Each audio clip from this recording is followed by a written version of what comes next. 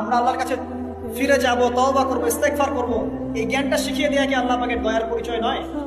তাহলে আমরা কিভাবে ক্ষমা চাইলাম? কিভাবে ক্ষমা চাইলে আল্লাহ পাক সমস্ত গুনাহ মাফ করবেন, এই পদ্ধতিগুলো বলে দেওয়া কি আল্লাহ পাকের দয়ার পরিচয় নয়? তারপর সামনে যান, পৃথিবীতে নামিয়ে দিয়ে আল্লাহ পাক ক্ষান্ত হয়ে যাননি। আল্লাহ রাব্বুল আলামিন আসমান থেকে হেদায়েতের গ্রন্থ পাঠিয়েছেন, বলেছেন এই গ্রন্থের মধ্যে যা আছে মেনে চললে তোমরা আবার জান্নাতে ফিরে আসবে ইনশাআল্লাহ। আল্লাহ পাক আদম এবং হাওয়া আলাইহিস সালাম এবং আদম সন্তান সবাইকেই সৃষ্টি করেছেন, উদ্দেশ্য হচ্ছে আল্লাহ পাক আমাদেরকে জান্নাত দিতে চান। আল্লাহ পাক চান যে আমরা যেন জান্নাতে যাই।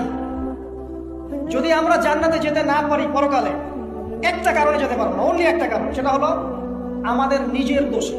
একটা কারণ, যারা জাহান্নামে যাবে মানুষ এবং জিনদের মধ্যে, নিঃসন্দেহে মহাবিশ্বে তারা ছাড়া জাহান্নামে যাওয়ার উপযুক্ত কেউ ছিল না। ও জাহান্নামে যাওয়ার উপযুক্ত ছিল বলেই আল্লাহ পাক তাকে জাহান্নামে পাঠাবেন।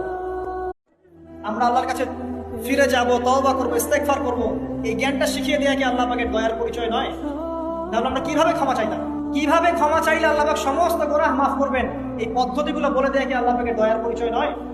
তারপর সামনে যান, পৃথিবীতে নামিয়ে দিয়ে আল্লাহ পাক ক্ষান্ত হয়ে যাননি। আল্লাহ রাব্বুল আলামিন আসমান থেকে হেদায়েতের গ্রন্থ পাঠিয়েছেন, বলেছেন এই গ্রন্থের মধ্যে যা আছে মেনে চললে তোমরা আবার জান্নাতে ফিরে আসবে ইনশাআল্লাহ। আল্লাহ পাক আদম এবং হাওয়া আলাইহিস সালাম এবং আদম সন্তান সবাইকেই সৃষ্টি করেছেন, উদ্দেশ্য হচ্ছে আল্লাহ পাক আমাদেরকে জান্নাত দিতে চান। আল্লাহ পাক চান যে আমরা যেন জান্নাতে যাই। যদি আমরা জান্নাতে যেতে না পারি পরকালে, একটা কারণে যেতে পারবো না, অনলি একটা কারণ, সেটা হলো আমাদের নিজের দোষে। একটা কারণ, যারা জাহান্নামে যাবে মানুষ এবং জিনদের মধ্যে, নিঃসন্দেহে মহাবিশ্বে তারা ছাড়া জাহান্নামে যাওয়ার উপযুক্ত কেউ ছিল না। ও জাহান্নামে যাওয়ার উপযুক্ত ছিল বলেই আল্লাহ পাক তাকে জাহান্নামে পাঠাবেন।